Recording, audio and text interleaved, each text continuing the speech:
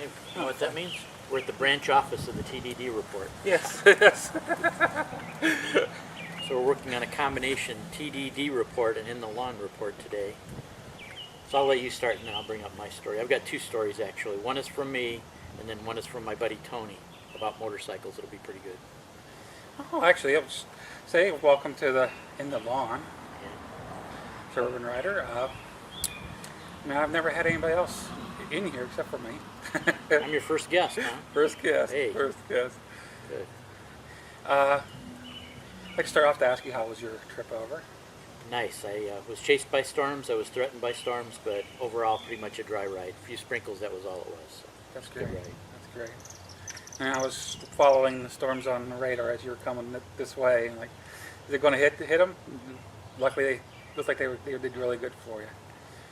I mean, this is normally your go because I mean you've had the TDD report for the longest. Okay. So I'm going to let you go ahead and take over. Okay. Some people traveling, you might have an idea in your mind what's the flattest state in the United States. Pretty much to everybody that's been in the lower 48 states, first thing comes to mind, Kansas. That's what I've always thought too. I lived in Kansas City when I was younger, driven across Kansas. It does seem very flat. And there was this article, it was kind of like a humorous article in 2003 where this news reporter judged Kansas compared to a pancake, an IHOP pancake. They took it and measured it under a microscope for the differences and were comparing if Kansas was the same size as a pancake, would it be as flat as a pancake? And it was, but since it was mostly humorous, actually a lot of other states, many other states are as flat as a pancake or flatter than a pancake. And if you would think about it, and according to Jerry Dobson, who's the professor of geography at the University of Kansas, Kansas is not as flat as you may think. Now, what he did is he did a study not just on the differences in elevation. Sure, Kansas might be pretty flat if you took the highest elevation compared to the lowest elevation, but people don't perceive flatness that way. In his statement, he said if you were actually looking over a flat plain and 3 miles away saw a tree that was like 30 foot tall, you would still think overall everything was pretty flat because the distance and everything like that. So using human perception of what is flatness, he divided up these states into 90-kilometer grids and then judged each grid as to whether it was flat, flatter, or flattest. And by doing this, believe it or not, Kansas didn't even make the top 5 as far as flattest states. So, and as a matter of fact, what really surprised and shocked me was that the state I live in is actually the second flattest state, Illinois. Illinois is way flatter than Kansas. And the one that is the very flattest state, some people actually, if I ask, they might agree as this being a pretty flat state, the state of Florida. So that's number 1.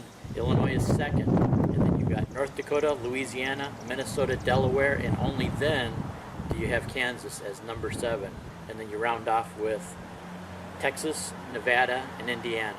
And then I'm going to give you links to the articles too. There's even a map up above to where it talks about judging states by the very flattest parts of them. And then Illinois, if you're judging only by which state has the very flattest parts, Illinois drops from number 2 to number 3. But all the links will be in above. There's a nice map to go over. You can read the article. It's all great, and it might change your perception of what states are flat and what states are not flat. It's very interesting. Yeah. Especially since I live in the foothills of, the Appalachians. I've been out to Iowa, out to see Navy Tom's 8. Yeah. That looks so flat to me, but yet it didn't even make the... Before I read this article, if I was just off the top of my head, I would say probably Kansas, Iowa, Nebraska. I probably wouldn't even put Illinois in the top 5, so that really surprised me that Illinois made number 2. I think that's very surprising. Yeah. Good information. So anyway, we've done some riding together. We picked up some more rubber bands. As a geek, I always have a pocket full of rubber bands. They have saved my bacon so many times with holding things together. Probably to me it's number 3 after you always have WD-40, because if it's supposed to move and it doesn't move, you use WD-40, and I have my duct tape in my backpack too. That way if it moves and it's not supposed to move, you duct tape it. So duct tape, WD-40, rubber bands. Always have those with me. Which that ride would have been a few videos ago. Yeah. Uploading that. Yeah, we went. I was running low on my supply of rubber bands, so we went to Staples, and I found out the only size they had of just all one size rubber bands. It was like a 3-pound package like this. I'm like, I don't need that much, but they had a small variety pack for it. Lifetime rubber bands pass about every motovlog you meet. Yeah. Although for me, a lifetime supply would still probably, I bet even 3 pounds, I'd be glad if it lasts for a year. But I didn't want to carry that. I didn't want to carry a 3-pound bag of rubber bands with me. That's beyond goofy looking. Now, if you had a bike like, say, Keith from the Buckeye Boys, you might need that 3-pound bag, but... I would probably be tempted if I had front boxes like you guys have, and I know Navy Thomas runs them too sometimes. I would be tempted to bring more stuff, because when you have the space to put it, I'm sure you want to put stuff there. To be honest with you, I found out, though, you having that much space, you end up filling it up with stuff you really don't need. Yeah. So, I mean, then you got this big, heavy bike going down the road. Yeah. So, myself, I'm actually working through different tools that you don't really need and lighten it up and make some more room for, like camera equipment. Yeah. And the stuff that we use on a daily basis while on the road. Yeah, like I said before in one of my posts, the more you ride, the more you decide stuff you're going to get rid of because you've been carrying it around so long.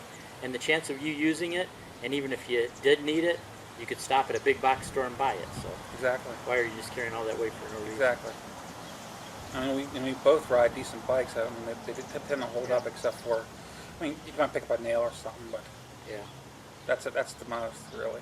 Yeah, so far I've never had a disastrous interruption to a trip, so that's been very nice. The bikes have been very reliable, and everything's gone pretty well. So anyway, as the last story on my TDD report, we're going to probably share this video back and forth, or we'll decide how we're going to post it. But as the last video, my friend Tony, who lives down south, came up with a really good place to where you can get regulator rectifiers. I noticed some Hondas and some Yamahas, but it may happen with other bikes too, seem to really burn through the regulator rectifiers, the old diode style. And he's got a guy that makes these kits that have MOSFET regulators, and I guess they just stay together, they stay good, they don't go bad. So if for some reason you have a motorcycle that has a regulator rectifier problem, this might solve it for you. And I'll, right at the end here, I will post his about 3-minute video where he talks about it, the price, where to get them, everything like that, and I hope it helps out somebody, because that can be very frustrating when you have a part constantly going bad from heat or stress on your motorcycle. I actually had that problem with the KZ750 that I had. Yeah. I had to change it out. So Yeah. that'd be a good place to go to. Yeah.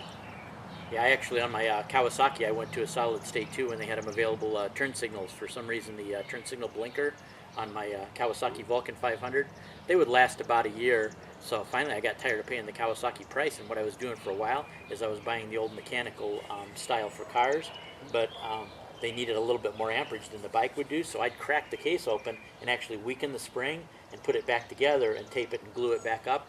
But still, it only lasted about a year, and then it would go out again. So I finally saw on the shelf, and it looked like the connectors would fit. I saw a solid state unit, and I put it on, and I've never messed with it in the last 5 years. So some of the new solid state electronics is good if you want your bike to be more reliable. Good info. Yeah. So anyway, I'm really enjoying being on Mike's show. I'm enjoying staying with Mike. This is a really great place to stay. They've been taking very good care of me. You want to say anything as we close? I say thank you for coming. I mean, I really enjoyed the collaboration here. Yeah. I mean, this is something very different, something new to me, and since the In the Lawn has just started, Yeah. nice kickoff, I think. Be sure and check it out. I mean, shameless plug for any of my friends involved in anything. I love giving shameless plugs. So check out the In the Lawn podcast on MuzzleMike's channel, and there will be a link to it as everything in the description below. Remember, mine's on Saturdays. His is on Sundays. Yep. And take care, everybody. And like I said, when I'm on the road, I may catch you next week, but there's no promise that I'm going to stick to the schedule until I get back home. But we'll try our best. Hello, Chuck. This is going to be a quick review for the TDD report on the regulator rectifier kit I purchased. And the kit I purchased is the Super MOSFET Kit FH020AA. Easy, fast, and complete. As close to plug and play as you can get. The FH020AA with circuit breaker or maxi fuse setup. Now with PVC wire sheathing. I've had it installed on my bike for quite a while now and haven't had no issues. It is the way I recommend everybody go instead of going back with factory OEM, especially if you're on a Honda. What it is, a lot of the manufacturers use diode controlled regulator rectifiers, which are kind of crappy compared to MOSFET. And the price of the kit I used, there's 3 different kits available. The price of the kit I used is $139.95 plus $5 shipping and handling. And also I chose to add a $5 LED charging light to add to mine. And the kits start at $121.95 plus 5, which that's a builder kit. Hardly none of that. The plugs ain't got the wires on them or nothing, and my kit's pretty much plug and play. And the Super MOSFET Super Series kit is also pretty close to plug and play, which I think it is using it's still using a MOSFET regulator rectifier. There's a little bit of difference in those two, and then a lot of difference in the cheaper one. The one I went to is the middle, which is the Super MOSFET kit, and like I said, I love it. Have not had a problem with it. And the place to order it at is RoadsterCycle.com, the home of the original FH020AA upgrade kits, and now the SH775 series kits. And then he's got more stuff, and they pretty much fit any bike. It's a universal kit. So y'all feel free to look them up online, RoadsterCycle.com, and the guy's name there is Jack, who builds the kits. Well, that's about it.